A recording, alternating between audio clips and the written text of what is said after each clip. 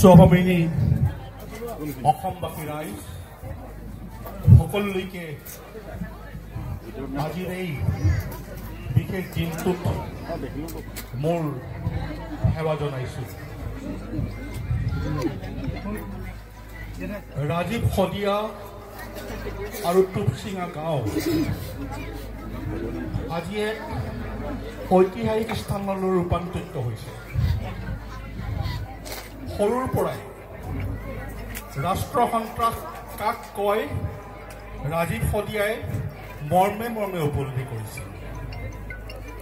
এসময়ত আমি এইবিলাক গাঁৱতে অৱস্থান কৰিছিলোঁ। ৰাজীৱ শদিয়াৰ পৰিয়ালটোত বহু নিশা পাৰ কৰিছিলোঁ, যাৰ ফলত ৰাজীৱ শদিয়াৰ গোটেই পৰিয়ালটোৱে বৰ সামৰিক সন্ত্ৰাসৰ মুখামুখি হৈছিল। সৰু অৱস্থাত ৰাজীৱ শদিয়াই আমাৰ আঙুলিত ধৰিয়েই সংগ্ৰামৰ আকৰ্ষ শিকিবৰ কাৰণে চেষ্টা কৰিছিল। আৰু এই যে ৰাষ্ট্ৰ সন্ত্ৰাস, চকুৰ সন্মুখত বাপেকক মাৰি থকা দৃশ্য, চকুৰ সন্মুখত মাকক অত্যাচাৰ কৰি থকা দৃশ্য, চকুৰ সন্মুখত গাঁৱৰ বুঢ়া মেথা সকলোকে যিটো ৰাষ্ট্ৰ সন্ত্ৰাসৰ ফলত যি এক বৰ্বৰ পৰিৱেশৰ সৃষ্টি হৈছিল, এইবিলাক দেখিয়েই তেতিয়াৰ পৰাই ৰাজীৱ শদিয়াৰ অন্তৰত এক জাতীয়তাবাদী চেতনাই গা কৰি উঠিছিল। আৰু তাৰ বহিঃপ্ৰকাশ ঘটিছিল এই গীতবিলাকৰ মাজেৰে। তাৰ প্ৰত্যেকটো গীতেই একোটা মেছেজ জনগণক দিবৰ কাৰণে চেষ্টা কৰিছে। ৰাজীৱৰ এটাও এনেকুৱা গীত নাই যিটো গীতে বোলে কিবা এটা মেছেজ দিয়া নাই। প্ৰত্যেকটো গীতে ৰাজীৱে জনগণক এটা আহ্বান জনাবৰ কাৰণে চেষ্টা কৰিছিল, জনগণক জাতীয় চেতনাৰে উদ্বুদ্ধ কৰিবৰ কাৰণে চেষ্টা কৰিছিল। কিন্তু আমি অসমীয়াই বুজিবৰ কাৰণে চেষ্টা নকৰিলোঁ। আমি অসমীয়াই ৰাজীৱক জীৱিত কালত যি সন্মান দিব লাগিছিল সেই সন্মান দিবৰ কাৰণে চেষ্টা নকৰিলোঁ। এই কথাবিলাক আজি অনুভৱ কৰা উচিত আছে, আজি অনুভৱ কৰিব লাগিব। কাৰণ আৰু এজন ৰাজীৱ শদিয়াক যাতে আমি সময় থাকোঁতেই সন্মান দিবৰ কাৰণে যাতে কুণ্ঠাবোধ নকৰোঁ, তাৰ কাৰণে এই কথাখিনি আপোনালোকে অনুভৱ কৰিব লাগিব। আমি দেখিলোঁ ৰাজীৱৰ গীতবিলাক ইমান সুন্দৰ গীত, যিটো জাতীয়তাবাদীৰ ধাৰাত যিটো গীত গাবৰ কাৰণে চেষ্টা কৰিছে।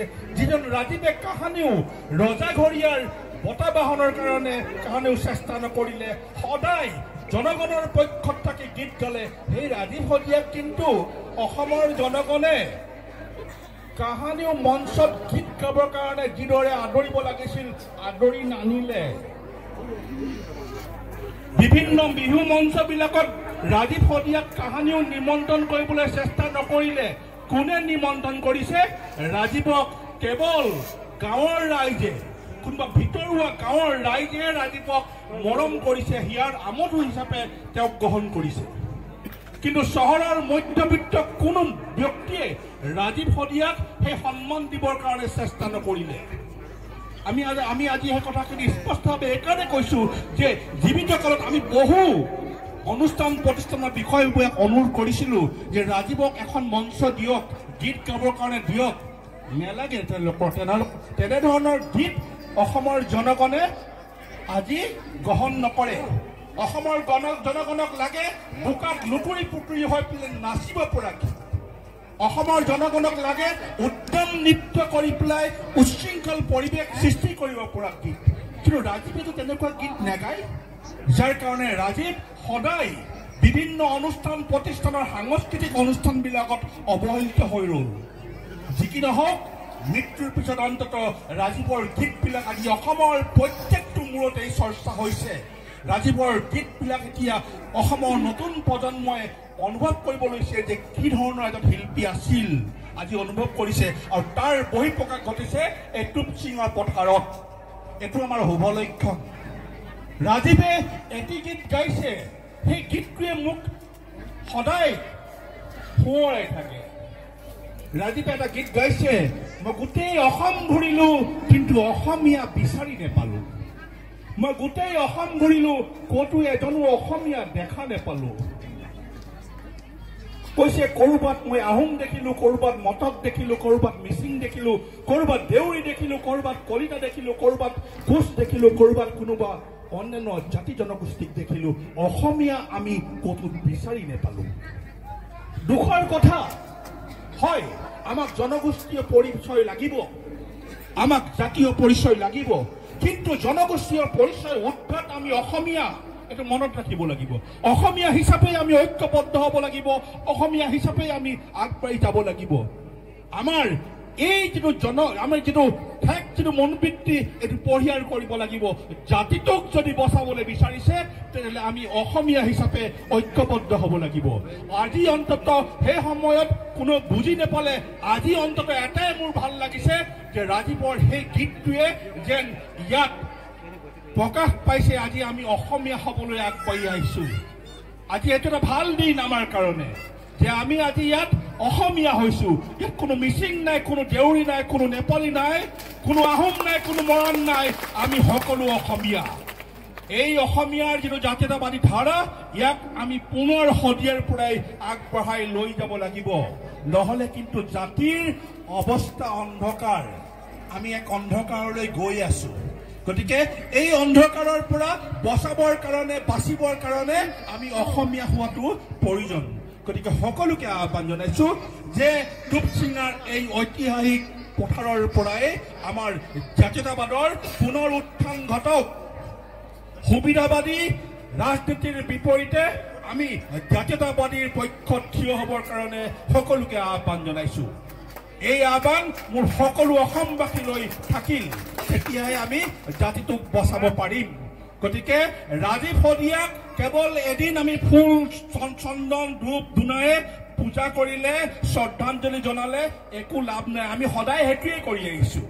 কোনোবা মৃত্যু হৈছে মহান ব্যক্তি, আমি এদিন সকলোৱে গৈ ধূপ ধূনা জ্বলাই চকু পানী টুকি শ্ৰদ্ধাঞ্জলি জনাই পিছদিনাখনেই পাহৰি গৈছোঁ। কিন্তু এইবাৰ আমি বিচাৰিছোঁ যে সেই ঘটনাৰ পুনৰাবৃত্তি যাতে নহয়। আমি ৰাজীৱক তেতিয়াহে শ্ৰদ্ধাঞ্জলি জনোৱা হ'ব যিদিনাখন আমি অসমীয়া হিচাপে ঐক্যবদ্ধ হৈ একেলগে হাতত হাত ধৰি আগবাঢ়ি যাবৰ কাৰণে সক্ষম হ'ম।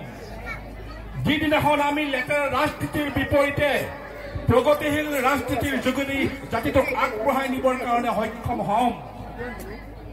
গতিকে তেতিয়াহে আমি ৰাজীৱলৈ প্ৰকৃত শ্ৰদ্ধাঞ্জলি জনোৱা হ'ব। গতিকে ৰাজীৱক প্ৰকৃত শ্ৰদ্ধাঞ্জলি জনাবৰ কাৰণে সকলো ৰাইজকে এইদৰে আগবাঢ়ি আহিবৰ কাৰণে মই আহ্বান জনাইছোঁ। বহু ব্যক্তি আছে, আপোনালোকৰ পৰা সকলোৰে আমি মতামতবিলাক বিচাৰিম। আজি অসমৰ বহু প্ৰান্তৰ পৰা ৰাইজ আহিছে, যথেষ্ট আমাৰ ভাল লাগিছে। এয়া আমি এক ঐতিহাসিক ক্ষেত্ৰলৈ ৰূপান্তৰিত কৰিবৰ কাৰণে আহ্বান জনাইছোঁ। শ্ৰদ্ধাভাজন ৰাইজ, আমি ইয়াৰ লগতে ৰাজীৱৰ এটি কণমানি সন্তান আছে, যিজন ৰাজীৱে কেৱল দেশ আৰু জাতি আৰু মাটিৰ কাৰণে গান গাই গ'ল। কাহানিও পৰিয়ালটোক কেনেকৈ, ভৱিষ্যতটোক কেনেকৈ নিৰাপদ কৰিব লাগে সেই কথাটো কাহানিও চিন্তা নকৰিলে। সেই ৰাজীৱৰ পৰিয়ালটোৰ নিৰাপত্তাৰ দায়িত্ব আমি জনগণে ল'ব লাগিব। বহু ব্যক্তিয়ে কৈছে ৰাজীৱৰ সন্তানক মই পঢ়াম, ৰাজীৱৰ সন্তানটিক মই ব্যৱস্থা কৰিম। মই কৈছোঁ কোনো ব্যক্তিয়ে ৰাজীৱৰ সন্তানক পঢ়াব নালাগে। আমি পুতৌ পাত্ৰ হ'ব নিবিচাৰোঁ। অসমৰ জনগণে পঢ়াব, অসমৰ জনগণে দায়িত্ব ল'ব, সামূহিকভাৱে দায়িত্ব ল'ব।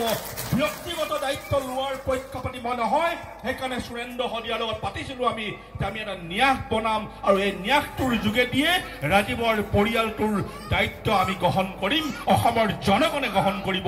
এইটো এটা নতুন আদৰ্শৰ সৃষ্টি হওক যে এজন গণশিল্পীৰ মৃত্যুত, এজন সংগ্ৰামীৰ মৃত্যুত, এজন জাতীয় নায়কৰ মৃত্যুত অসমৰ জনগণে এইদৰে যে সহায় কৰে, তাক এটা আমি মাইলৰ খুঁটি হিচাপে তাক প্ৰমাণ কৰিবৰ কাৰণে এই ন্যাসটো বনাইছোঁ। এই ন্যাসলৈ সকলোকে আহ্বান জনাইছোঁ, দিবৰ কাৰণে কৈছোঁ। কোনে পাৰে সেইটো নাই কোৱা। সুৰেন্দ্ৰই অথনি অলপ আগতে কৈছিল যে যোনে পাৰে কিবা বৰঙণি আগবঢ়াওক। মই কৈছোঁ কোনে পাৰে নহয়, সকলোৱে দিয়ক, এটকা হ'লেও দিয়ক।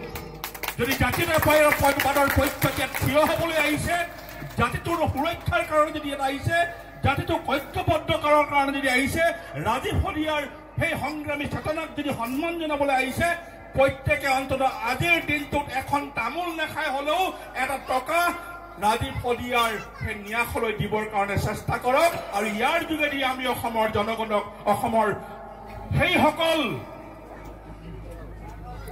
ব্যক্তিলৈ আমাৰ মেছেজ আমি দিবলৈ বিচাৰিছো যিসকলে সংগ্ৰামী কণ্ঠক অপমান কৰে যিসকলে সংগ্ৰামী গীতবিলাকক ভেঙুচালি কৰে যিবিলাকে সংগ্ৰামী জনতাক অপমান কৰিবলৈ চেষ্টা কৰে তেওঁলোকলৈ এটা আমি মেছেজ দিবলৈ বিচাৰিছো যে তোমালোকে যিমান নাহাহিলেও অসমৰ সংগ্ৰামী জনগণে এজন সংগ্ৰামীক এজন শিল্পীক সন্মান দিবলৈ জানে এই প্ৰমাণটো কৰি দিবলৈ বিচাৰিছো গতিকে সকলোকে সেইদৰে হাত ওজন দি অন্তত এটা টকা হলেও আজিও চবতে QR কোড লাগি আছে এটা টকা হলেও দিবৰ কাৰণে আহ্বান জনাইছো অকমান আগতে একেবাৰে মাতটো ফুটা এটি অকণমানি ল'ৰা দেখিয়ে ভাল লাগিলে চকু পানী ওলাই গ'ল ৰাজীৱ শদিয়াৰ ন্যাসলৈ 50 টকা এটা আগবঢ়াবলৈ অকণমানি মাইনা এটি আহিছে তেনেকুৱা এটা পৰিৱেশ ইয়াক আমি জীয়াই ৰাখিব লাগিব এই যিটো আমাৰ জাতীয় চেতনা এই যিটো আমাৰ সংগ্ৰামী স্পিৰিট ইয়াক আমি জীয়াই ৰাখিব লাগিব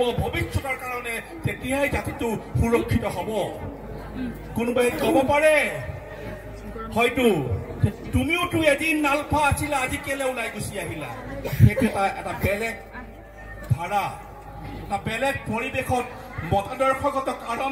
আদৰ্শগত কাৰণত আমি দলৰ মজিয়াৰ পৰা ওলাই আহিছো সঁচা কথা সংগ্ৰামী যিটো মানসিকতা আজিও হেৰাই যাবলৈ দিয়া নাই আজিও আমি নীৰৱে জাতিটোৰ স্বাৰ্থত সংগ্ৰাম কৰি আছো আৰু আমৰণ মৃত্যুৰ আগদিনাখনলৈকে এই যাত্ৰা অব্যাহত থাকিব গতিকে আমি আলফাৰ পৰা ওলাই আহিলো যদিও আমাৰ সংগ্ৰাম আমি স্মৃত হ'বলৈ দিয়া নাই এই যাত্ৰা আমি অব্যাহত ৰাখিছো যে কোনো পৰ্যায়ত লগতে আহ্বান জনাইছো অসমীয়া জাতিয়ে কেৱল উৎসৱ পাবনত ব্যস্ত হৈ আছে এইকেইদিন সমগ্ৰ অসমত কেৱল উৎসৱ পাবন গতিকে উৎসৱ পাবনৰ বিপৰীতে এতিয়াৰ পৰা জাতিটোক জীয়াই ৰখাৰ স্বাৰ্থত নিজৰ দায়িত্ব নিজে ল'ব পৰাকৈ অৰ্থনৈতিক স্বাৱলম্বিতাৰ ক্ষেত্ৰত সকলোকে আগবাঢ়ি আহিবৰ কাৰণে আহ্বান জনাই সদৌ শেষত সকলোলৈ মোৰ পুনৰ সংগ্ৰামী অভিনন্দন জ্ঞাপন কৰিছো আহক আমি আজিৰ দিনটোৰ পৰাই জাতিটোক শক্তিশালী কৰাৰ সংকল্প লওঁ ধন্যবাদ জয় অসম